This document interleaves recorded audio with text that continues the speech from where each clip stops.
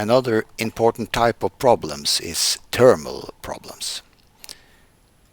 We recall that the heat equation took the following form. Here on the right hand side we have the partial derivative of the temperature T with respect to the time. And on the right hand side we have the square of some C, which may be a constant, multiplied with the Laplacian of the temperature T. The problems we are going to consider are stationary heat conduction problems. That means that the partial derivative of T with respect to the time is 0. So we have no dependence of the time. In this case we can use the Laplace equation, because this heat equation then turns into the Laplace equation.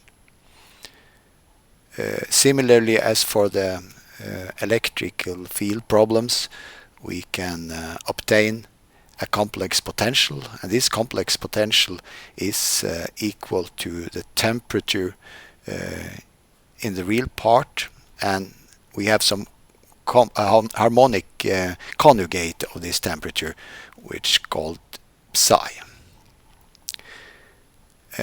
Similarly, as for the electrical problems, we have that the temperature may be constant in some lines called, in this case, isotherms. So isotherms are the same as the equipotential lines in the electrical field problems. Similarly, we have that this imaginary part is constant for the type of lines, in this case called heat flow lines.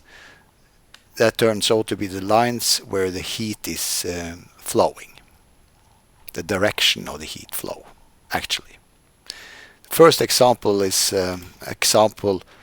similar to what we have gone through for in the case of capacitor.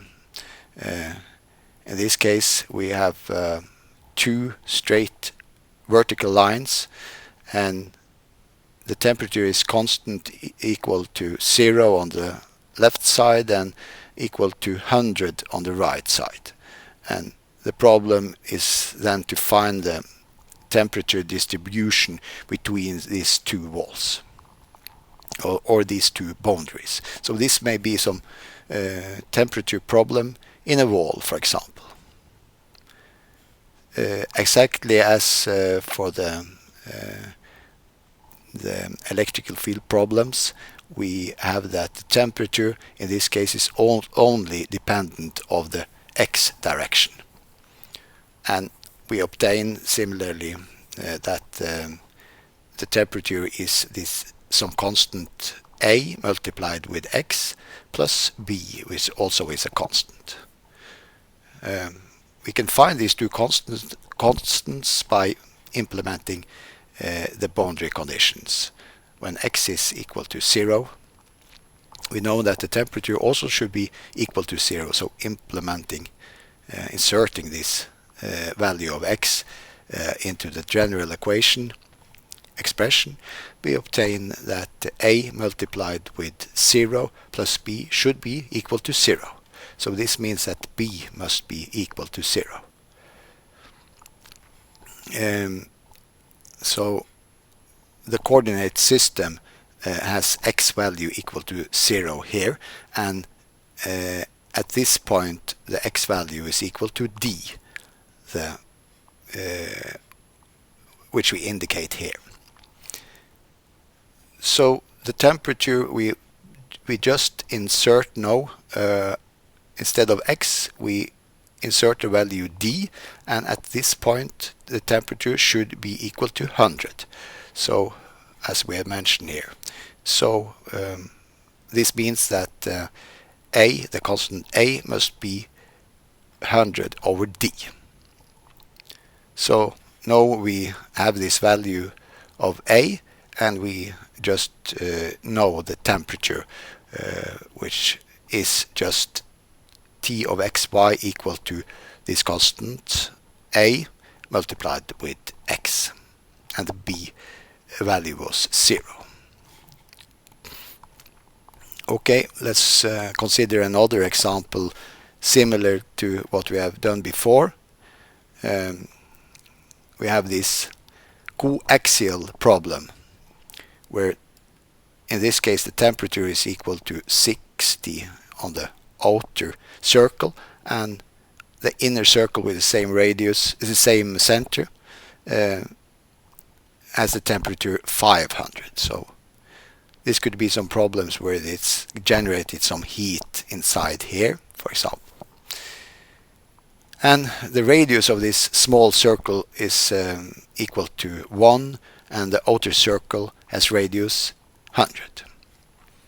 So, well, we have seen this problem before for the electrostatic problem, and we know that the temperature should be of this form.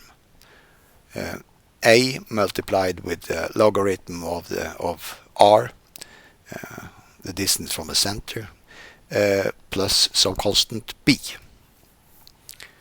In this case, we know that the temperature must only be dependent of the radius, not on the angle. So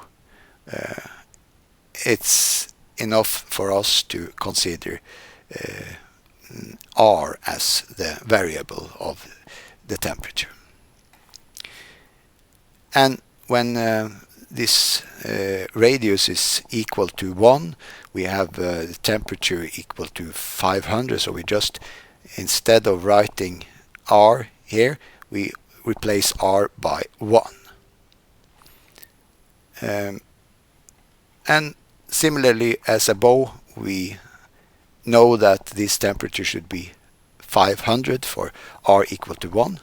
Similarly, yes, but that implies that b directly is equal to 500, because the logarithm of 1 is certainly 0, so this term vanishes. So it's really important to, really elementary to see this. Next, we implement the value of r and obtain a similar equation for the outer boundary, where when r is equal to 100, the radius is equal to 100, the temperature should be 60, and we therefore obtain from this equation that A must be equal to this fraction. So inserting the values, the found values of A and B into this expression, we obtain that the temperature as a function of the radius is equal to this expression.